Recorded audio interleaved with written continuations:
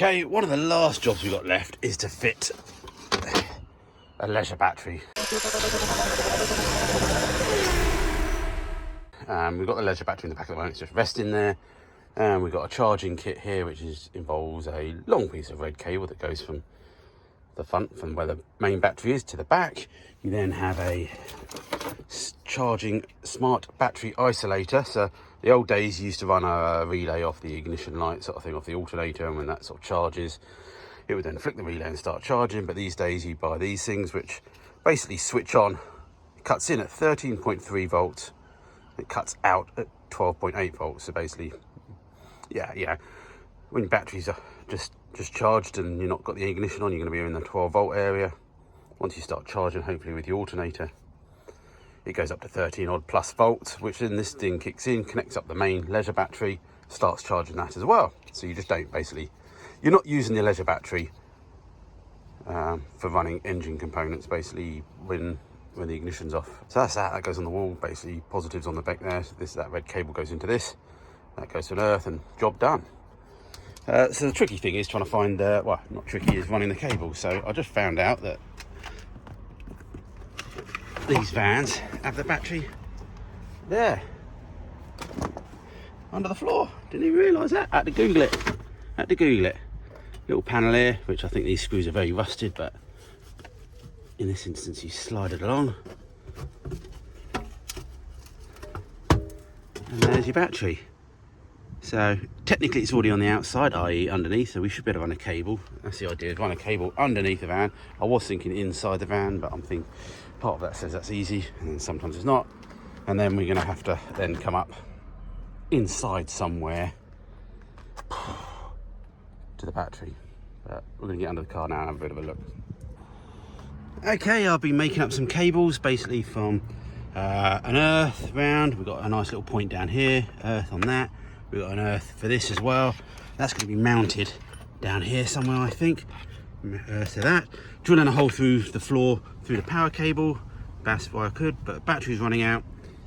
And I haven't got my charger here, so I managed to jury rig a bit of duct tape and some cable onto another spare battery, which is for an impact gun. And we're all good to go. So yeah, positive from this battery through a fuse into the side of this voltage relay, cable all the way to the front to another fuse where the main battery will be. Hello, Madison. Hello. Got my daughter here, as soon as that's her van, to help finish off with the wiring so she can learn about wiring. Okay, see, look, we've got a big red cable now, a new red cable. Yeah. This is where the battery is, by the way, anyway. Yeah. So I had to Google this. There's a panel on there that slides on and slides off, but old screws, but it does slide on and off. So that's where your main battery is. We've got a red cable that connects to the positive. Yeah. It goes into a fuse. That little black box there is a Yeah. fuse, 25 amp. And then we've got a big red cable from that all the way to the back in a minute. So basically, yeah, we need to still tie it all up. So basically, if that chafes anywhere or cuts or you run it over or anything, and it basically, do you know what the fuses are for anyway? Yeah. So when things short out, Yeah, it's too much. yeah, you blow the fuse, not The because what happens is it's the weakest thing that breaks. yeah. So the fuse is the weakest thing, so that breaks instead of your wiring. If we didn't have that fuse and then you touched it to the earth and it chafed through somewhere or whatever, something else would, whatever the weakest link would be, which could be that cable or the battery, because it's just so hot it would just melt and cause fires and things like that. So anyway, so that fuse will blow. So that covers all the way down this wire that goes all the way down the back underneath the car.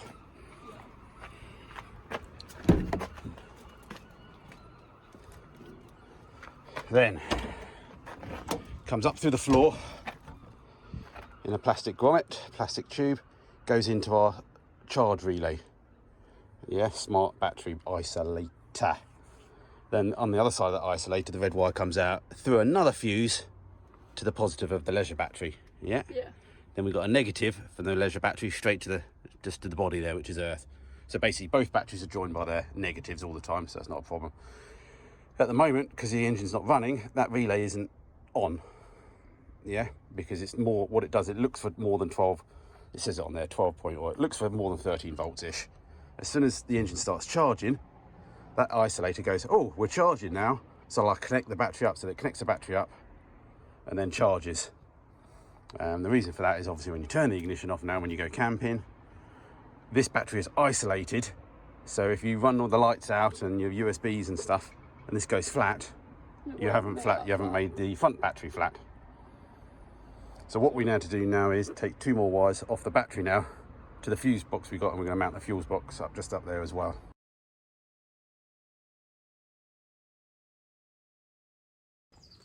Welcome back to the shack. It's our shack. Here's Rusty. Lemmy's inside. Bit of a short video, I think, but we got things to do and things to think about and changing things. Okay, we've got a thermostat to fit down on Rusty. I'll talk about him. Let's just talk about him now. So basically, Rusty, we did a TDI conversion on it many years ago. It's always had a few problems with it, as with a lot of my projects. List of the problems. Originally, it always had a temperature code. The temperature sensor wasn't connected, or it wasn't low earth or whatever it was. We finally fixed that a few months back, and we bypassed a big round socket inside the engine bay, which all the wires connect to. Something's in there dodgy. We bypassed it, got rid of that code for that. So finally, the little ODBD display I got reads the correct temperature, but it's always run low ever since I've done this conversion, and I can't remember, it's been so long ago now, I can't remember whether I actually fitted a thermostat or not. So it feels like the thermostat is either there or it's not working, and it basically is fully open. So basically it never gets up, it gets about 60 degrees and never gets any hotter, the fans never kick in. So got a thermostat to try and fit, because I think that's what it is. The other issue we got is every time you start it, the throttle doesn't work. If you hold your throttle down, nothing happens, and it goes, and then after that, it's fine. And I think that's maybe related to the brake and the clutch switches that come with the TDIs. I've either wired them in, or they're not wired in, and or definitely they're not connected up to the brake pedals or the clutch pedals. So I think the ECU thinks, why have you started the engine when you didn't have the clutch down? I'm not happy, but it doesn't throw any fault codes. So got to sort that as well, that's not today. The other major problem was the gearing. TDIs don't like to rev. This is an old engine, so the gearbox that is in it likes to rev. So we picked up a new crown wheel and pinion that they do for TDI conversion, so that's got to be done as well. But it's not going to be done in this video, but yeah, that's got to be done over winter as well. But what all I'm saying is that we've got to try and change the thermostat. But yeah, Lemmy and Frank update next, I think. Not that anyone's going to be new to this video, because I haven't had any new subscribers in like years, but welcome to all the people that still, and hello to all the people that have stuck by me. This is Lemmy, if no one knows. Lemmy is a V6 2.7 twin turbo powered Mini. But we all like Frank as well, don't we? Frank is a Metro 6R4, we won't say replica, because it's not a replica, it's my vision of something that's got Subaru running gear. So, but that's back at my house in a single garage, which it only just squeezes into. The Metro 6R4s are huge with body kits and everything. So what I've decided over the last few weeks, because I haven't done many videos, is what we're going to do is we're going to get Lemmy back to the house, and we'll bring Frank down to the shack. We've got a bit more space down here, especially once we've tied up with the daughter's van stuff. Yeah, we get some bits done. We've got a few bits ordered for Frank already that are coming, that were finished bits off. We also ordered some bits up for Lemmy as well, which we can then do back at the garage, because it's to do with all the heating and the fan switches and stuff like that.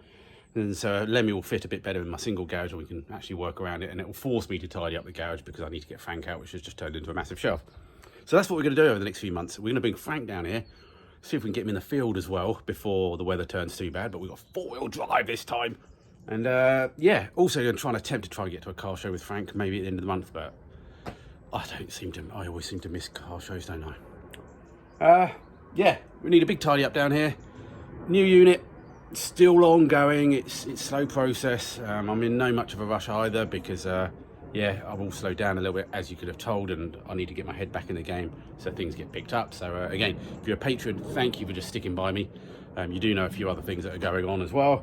And yeah, gonna go see Mission Impossible for dinner. Not eating that for dinner. Some people would eat Tom Cruise, I guess. But yeah, maybe a cheeseburger from McDonald's on the way home. But anyway, we've only got a few hours down here. Let's crack on. I just wanted to give a bit of an update of what's going on. But yeah, let me know. You think it's a good idea bringing Frank down here? He hasn't seen the shack, a bit more space, and we've got a bit of play area as well. I think it's a good idea. It's better than maybe buying a new project, which is another thing I could try and do. Thermostat. Hey! Gotta love the old T25s. Engine in the boot. So.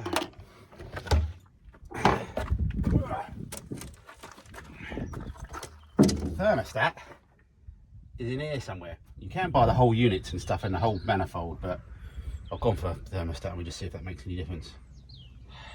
I don't know how much water's going to piss out when we do this. I don't even know how to get to it. There's some 10mm bolts, I think, holding some sort of bracket on, which was a cover. We've got a few wires here, which I've extended these wires, but they're still a bit tight. That's for the airflow. Anyway, let's get some gloves on and see what we can do.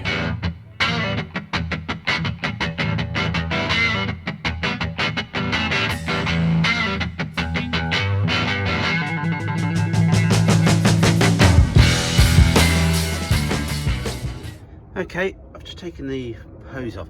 This TDI came out of a Charan, I think. This is this is all a bit of a bit to bits. I did it over a weekend, so I'm sure I've done some conversions wrong, and maybe I need a different thermostat housing, because I did notice that the hose of this hose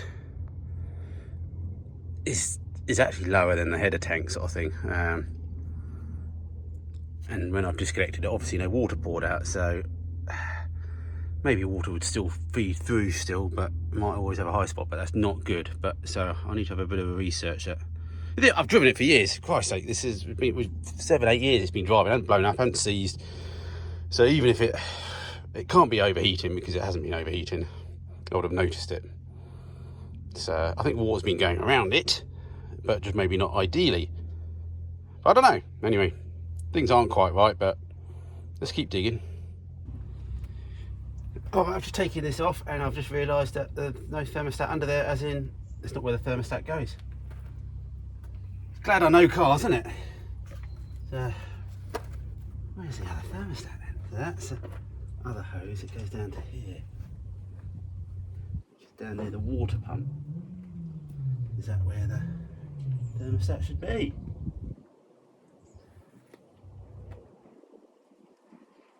Maybe I don't even have a thermostat. Maybe that's the problem. Maybe I've got the wrong thing, and maybe what? I don't know. I think I might have located the thermostat down the other end where the water pump is. But anyway, we need to take that manifold off. The gaskets are not very good, so it's good to do that anyway.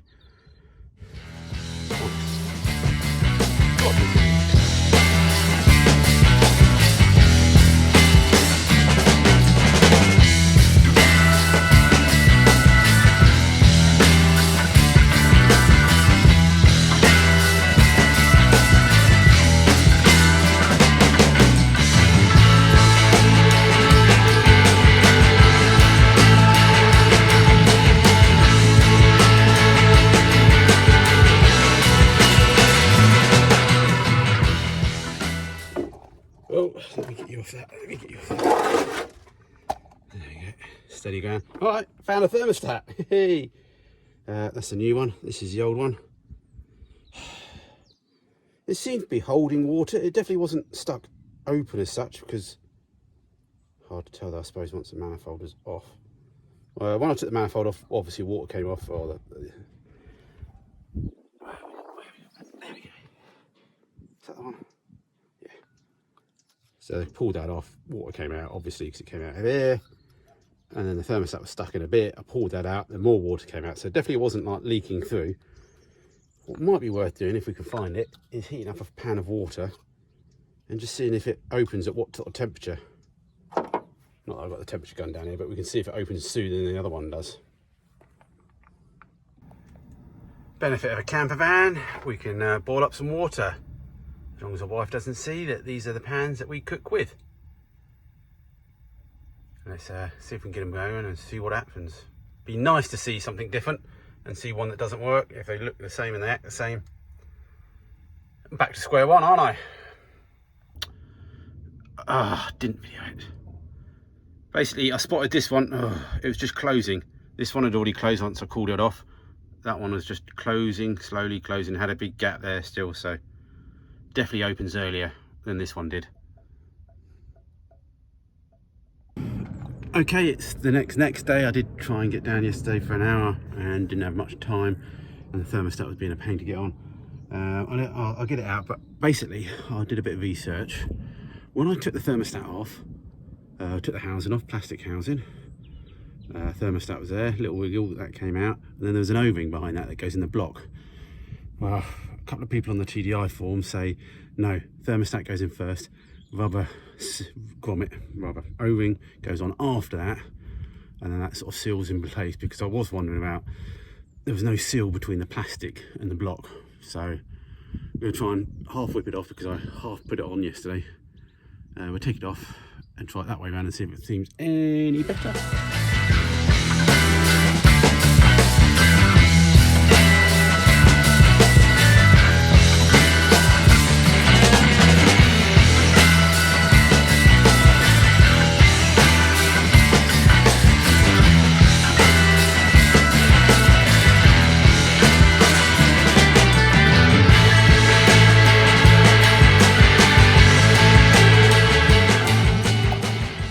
Okay, thermostat went on a lot better if you put the thermostat on first and then the O-ring afterwards, which holds the thermostat on and stops it falling out, and then the housing goes on after. So I put this housing back, which I shouldn't have even taken off because that's not where the thermostat was, but I can't remember. It's a mixture of 1.9 and 1.6 engines. You have to sort of swap stuff about when you do the TDI conversion, and I've got a pipe here that I've just blocked off, which would help bleed, but I've got nowhere for it to go back into. Normally they go to the top of the header tank to self-bleed, but we maybe I'll just use that to bleed anyway. Maybe it's not even supposed to be there and it's a different version, but I'll check that out. But anyway, might make a difference now if we can actually get it up to proper temperature, so we'll find out what goes on. But yeah, let's get some fluids in and see if we can get it started and see what happens.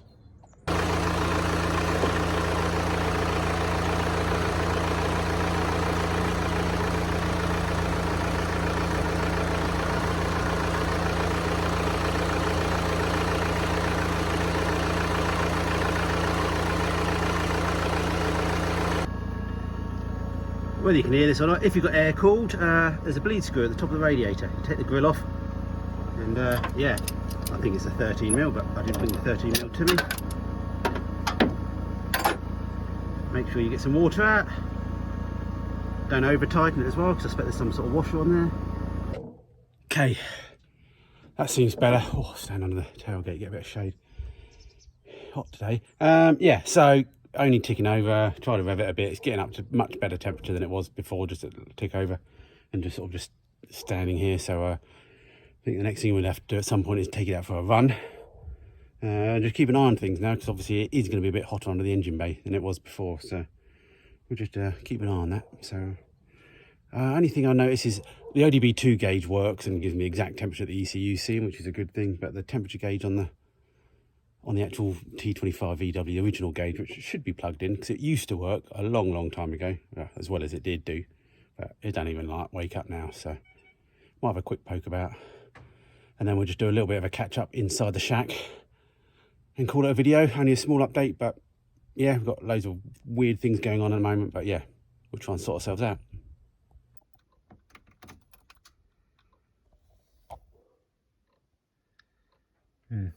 Just connected the temperature gauge to earth.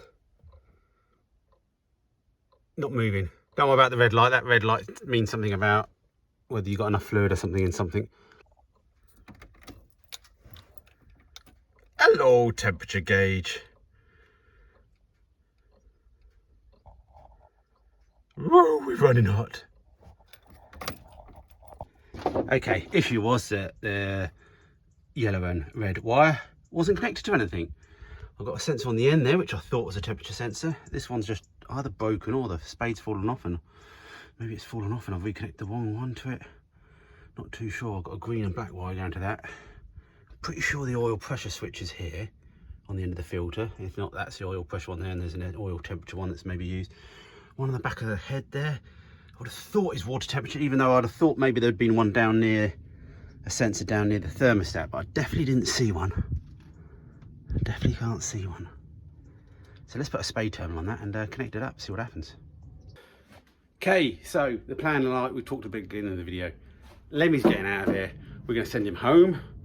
He's got a bit more, well, not a bit more space, but the space there is smaller, which will suit Lemmy a little bit more, because Frank's a bit of a porker, So he only just squeezes in, let alone trying to even open the door. So then we get Lemmy back down here. That's the plan for this weekend. We're going to swap them across, all road legal and everything like that. No dodgy trailer systems to be seen or tow ropes anywhere.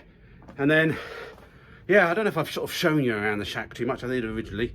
We've got a big 10 foot by 10 foot container here that we store crap in.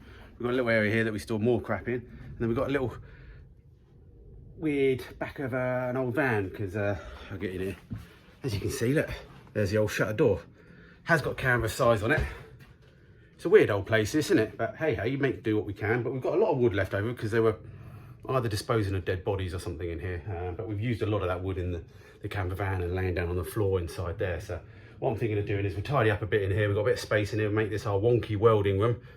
It's a bit on the slant, but if we make all the benches square, level, that'll be all good. So yeah, we're waxing board up there.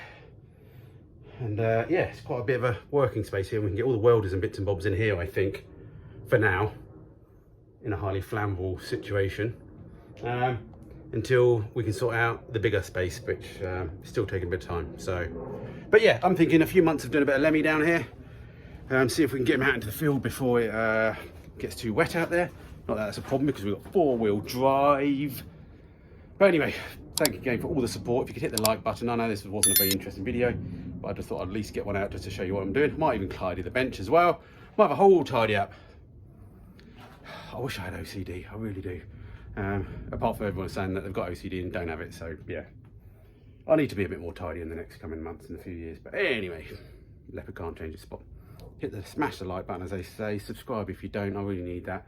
Thank you for the patrons for sticking up with me. And if you want to help in any way, check out the description. There's an Amazon wish list, PayPal, whatever you want to do. Just leave a comment and let me know what you're having for dinner.